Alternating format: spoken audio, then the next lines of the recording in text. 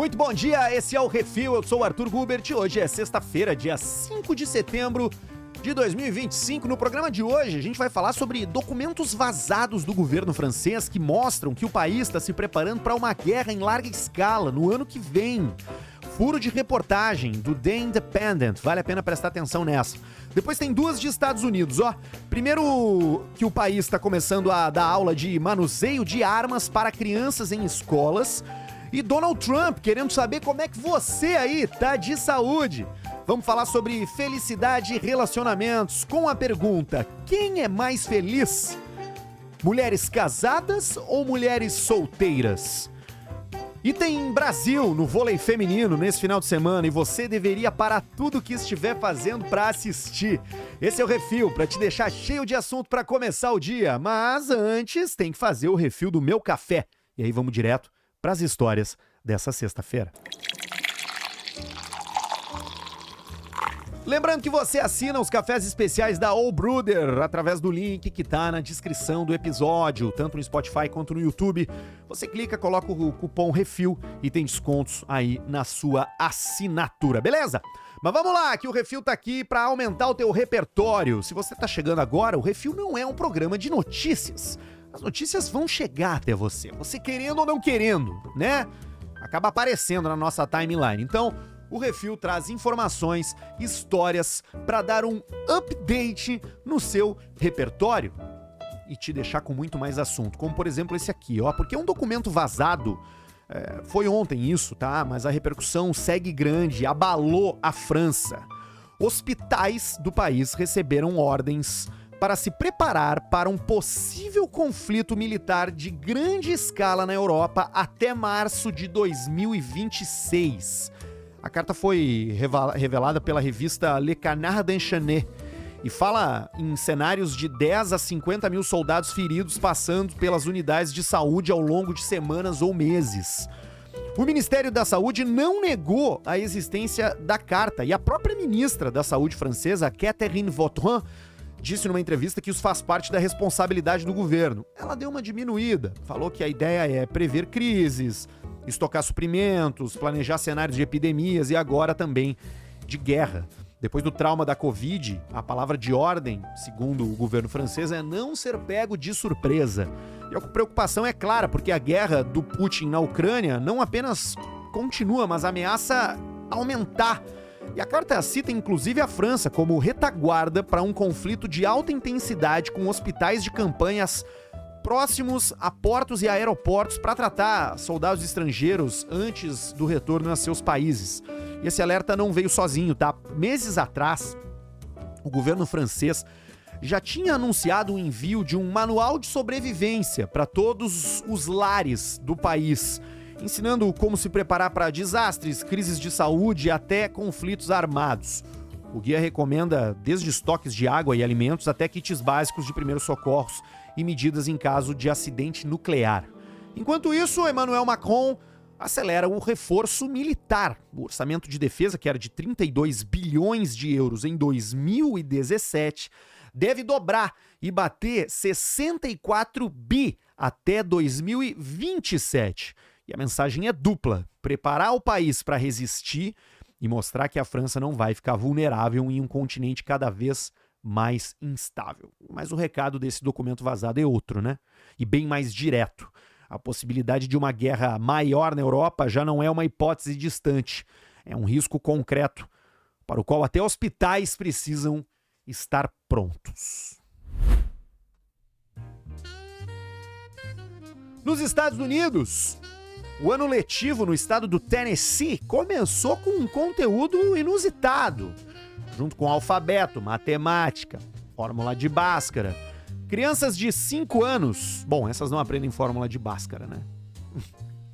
Mas vão aprender o que é um gatilho, o que é um cano, o que é uma coronha, vão aprender a manusear e a reconhecer armas de fogo. O estado do Tennessee foi o primeiro a aprovar essa lei que torna obrigatória aulas anuais de gun safety, de seguranças com armas, né? Em todas as escolas, as públicas e as privadas também. A justificativa é clara, né? É perturbadora, mas é clara. Armas são a principal causa de morte de crianças e adolescentes no país. Só em 2022, as mortes infantis por armas no Tennessee foram 37% maiores do que a média nacional. O número impressiona ainda mais quando se olha para escolas, tá? Porque desde o massacre de Columbine, em 1999, mais de 397 mil alunos norte-americanos já vivenciaram um episódio de violência armada dentro do ambiente escolar. O Washington Post fez uma investigação que em 2022 e 2023, o número de armas apreendidas em mochilas, armários e cinturas de estudantes atingiu recordes. Então, esse assunto de armas em escolas nos Estados Unidos realmente é um grande problema. Agora, a reação política é controversa. Enquanto os legisladores republicanos conservadores de um estado que é conservador estão relaxando regras para adultos, como, por exemplo, no Tennessee você pode carregar uma arma sem licença ou entrar armado em áreas escolares, eles decidiram impor às crianças a responsabilidade de aprender e se proteger. Segundo quem critica a medida, não faz nenhum sentido relaxar essas regras para os adultos e endurecer para crianças. Se olharmos para o Brasil, o contraste é imediato. Aqui, os tiroteios em escolas são tragédias ainda raras, mas em ascensão. O relatório do Instituto Sou da Paz mostrou que entre 2002 e 2022, ao longo desses 20 anos, ocorreram 16 ataques armados em instituições de ensino brasileiras. Só em 2023 foram 4 já, tá? O dobro da média histórica. Teve o massacre de Aracruz em 2022 e o de Blumenau em 2023, especialmente esses dois, né, que escancararam que o país, embora distante dos números americanos, já não pode tratar o problema como uma exceção. Para efeito de comparação, tá? Só em 2025, só nesse ano, nos Estados Unidos, foram 287 ataques a tiros em escolas. Em um ano, os Estados Unidos têm muito mais do que o Brasil em 20 anos. Então, enquanto os americanos estão contabilizando aí centenas de milhares de estudantes diretamente expostos à violência armada, o Brasil lida com um fenômeno que ainda é pequeno, mas é crescente, exige atenção. E aí surge a pergunta, né? A gente vai esperar os números explodirem para reagir ou vamos aprender com a experiência americana e enfrentar a questão quando ela virar rotina? Esse é um assunto bastante espinhoso que exige bastante cuidado aqui no nosso país, que tem uma regulação de armas muito mais dura do que nos Estados Unidos. E sem entrar no mérito da discussão, certo? Até porque não sou americano, então não posso opinar sobre lá, mas países com leis de armas duras têm muito menos ataques a escolas do que países onde as leis de armas são mais relaxadas, especialmente no modelo americano. Seguindo nos Estados Unidos aqui, ó, o governo dos Estados Unidos prepara uma campanha nacional para incentivar o uso de dispositivos de monitoramento de saúde, os wearables, né? Pulseiras, anéis, relógios, equipamentos inteligentes que acompanham o batimento cardíaco, sono, glicose e vários outros indicadores. Oficialmente a proposta é colocada como uma forma de dar mais controle às pessoas sobre os seus hábitos e de estimular escolhas mais saudáveis. Mas o movimento levanta um ponto central, a fronteira cada vez mais tênue, mais curta, entre o cuidado individual e a vigilância em larga escala feita pelo governo. O modelo de negócio desses dispositivos já parte da coleta massiva de dados, né? Eles estão ali olhando informações íntimas sobre o seu corpo, sobre sua rotina, sobre o seu estilo de vida, que acabam sendo combinadas com outras fontes, como geolocalização do celular. Isso tudo vai produzindo perfis extremamente detalhados, que é ótimo para quem é dono do aparelho, mas também é muito legal para quem é dono das empresas, porque esses pacotes de dados são vendidos a empresas privadas, são usados por seguradoras, são explorados por anunciantes e, de acordo com a legislação americana, estão também sujeitos a acesso por agências de segurança e autoridades policiais. Diferente dos registros médicos, né, que são sobre proteção de lei de privacidade, as informações geradas por esses wearables, por essas pulseirinhas, anezinhos, reloginhos, não estão blindadas contra esse tipo de solicitação. E o que está preocupando por lá é a aproximação entre os fabricantes desses equipamentos e, companhias ligadas ao Departamento de Defesa, porque esse departamento nos Estados Unidos começou a contratar as mesmas empresas que produzem anéis, né? Como o Oura Ring, que é um anelzinho de inteligência artificial que monitora seu corpo. Essas empresas começaram a prestar serviço para o Departamento de Defesa dos Estados Unidos, né? E o resultado disso é óbvio, que é a construção de um ecossistema em que dados originalmente coletados para uso pessoal podem ser integrados a bancos nacionais e cruzados com essas necessidades do governo, certo? Então, além do aspecto da vigilância, tem uma dimensão econômica muito grande, porque a promoção oficial dos wearables coincide com a presença de empresas do setor em redes de lobby ligadas ao financiamento público da saúde nos Estados Unidos. Então, assim, eles estão olhando para os nossos dados. E a expansão dos wearables não é só um projeto de saúde pública, portanto, é também parte de uma engrenagem de vigilância e de interesses corporativos que transformam esses dados biométricos em ativos estratégicos, tanto para essas empresas privadas quanto para os governos. E o desafio no meio desse cenário é como proteger a autonomia dos indivíduos num ambiente onde até o batimento cardíaco pode ser transformado em informação de Estado.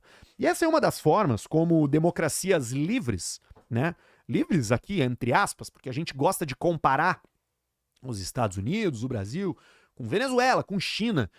E esses dois exemplos específicos, existe um controle bastante grande do governo sobre a população. A China tem câmera pelo país inteiro, com leitura facial, para identificar tudo, saber onde uma pessoa está. Em 15 minutos, o governo chinês consegue encontrar qualquer pessoa, né, da sua população. Da mesma forma com pontuação social, onde se você descumpre determinadas regras, tem mais dificuldade para comprar um carro ou uma casa. Então essas autocracias, né, esses regimes totalitários, eles fazem isso de maneira descarada. E os regimes de democracias, de novo, entre aspas, livres, não conseguem fazer de maneira descarada. Eles precisam fazer através desse jeito. No final do dia, todo mundo quer saber o que você está fazendo, especialmente o seu governo. Vamos falar de felicidade aqui, ó. Por anos, a narrativa dominante dizia que casamento e filhos eram sinônimo de infelicidade, especialmente para mulheres, né? As reportagens destacavam a exaustão, a falta de sono, a perda de liberdade, mas novos levantamentos indicam exatamente o contrário. Pesquisas recentes, incluindo um estudo nacional com mulheres americanas entre 25 e 55 anos, mostram que as mães cansadas são mais felizes do que qualquer outro grupo feminino. Os números se repetem em vários outros estudos, tá? O General Social Survey aponta maior índice de felicidade entre pais e mães casados do que entre solteiros ou pessoas sem filhos. Outro estudo recente encontrou taxas menores de depressão e ansiedade entre mães casadas ou em união estável, mesmo quando se controla a variável da felicidade prévia. Isso é, se as pessoas mais felizes tendem a casar, né? Mas no caso não, as pessoas ficam mais felizes depois que casam. Isso não elimina os desafios, é óbvio, né? Porque, assim, dentro desse universo, 2/3 das mães ainda dizem se sentir sobrecarregadas, né? Gostariam de ter mais tempo para si, mas ainda assim elas também são as mais propensas a afirmar que a vida tem propósito e significado. O contraste é bem claro. 28% das mães casadas relatam um forte senso de propósito contra apenas 15% das mulheres solteiras sem filhos. O casamento também aparece associado a menos solidão, a epidemia moderna, né? Mulheres casadas relatam receber mais afeto físico e o contato corporal está fortemente ligado ao bem-estar. E enquanto a fertilidade atinge mínimos históricos e jovens mulheres dizem esperar cada vez menos filhos, né? A pesquisa sugere que parte dessa escolha pode estar sendo guiada por uma narrativa distorcida. Não se trata de ignorar o peso de criar filhos ou os custos emocionais do casamento, mas de equilibrar esse retrato. Tem também ganho profundo de sentido, conexão e felicidade. Em tempos de solidão crescente, relacionamentos virtuais e taxas de natalidade em queda, os dados lembram que casamento e maternidade não são necessariamente um fardo. Eles podem ser, para muitas mulheres, uma das fontes mais consistentes de bem-estar e propósito de vida.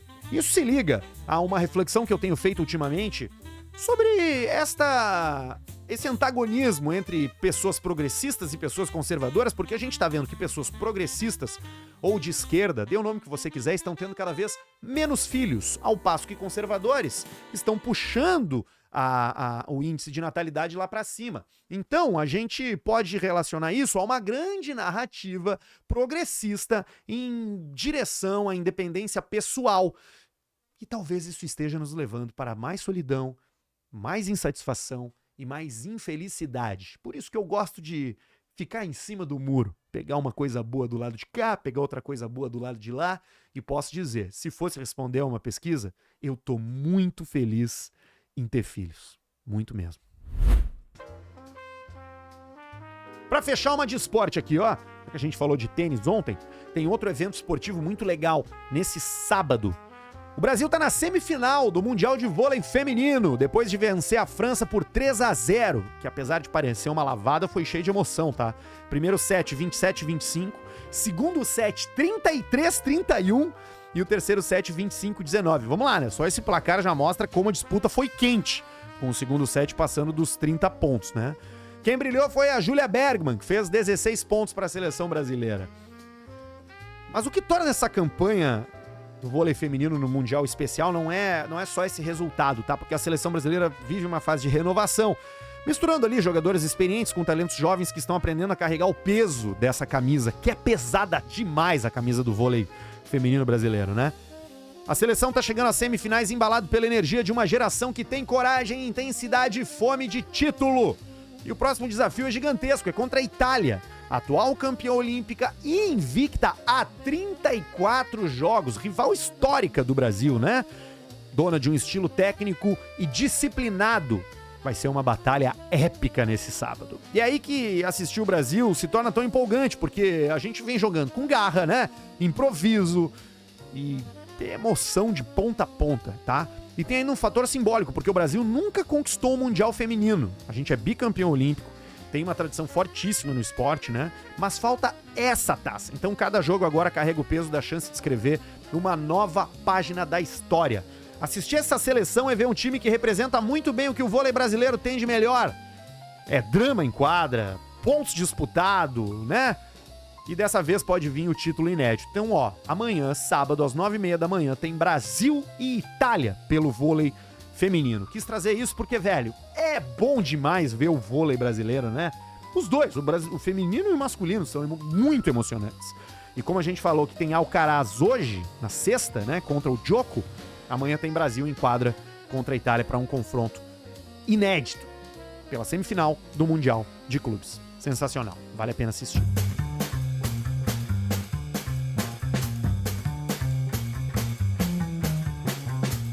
Encerrando mais uma semana de refil, espero que vocês gostem. Eu tenho lido os comentários da rapaziada, tá? E vocês estão sentindo falta da charada, né?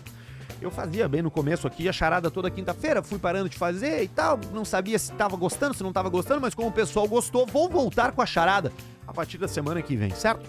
Então você pode ter certeza que na segunda-feira, às 6 da manhã, tem um refil fresquinho pra você começar o seu dia cheio de assuntos, se tornar uma pessoa muito mais legal. Nosso objetivo aqui é aumentar o seu repertório, te deixar mais capaz de pensar com a própria cabeça, tendo acesso a histórias e informações que talvez não apareçam na sua timeline. Então, se você curtiu, se inscreve no canal do YouTube, segue a gente no Instagram, @RefilPodcast, compartilhe o episódio no Spotify, dá uma nota ali também, comente, fale comigo, eu tô louco pra saber o que vocês estão achando. Meu nome é Arthur Gubert, desejo um bom final de semana a todos, na segunda-feira tem mais Refil, tchau!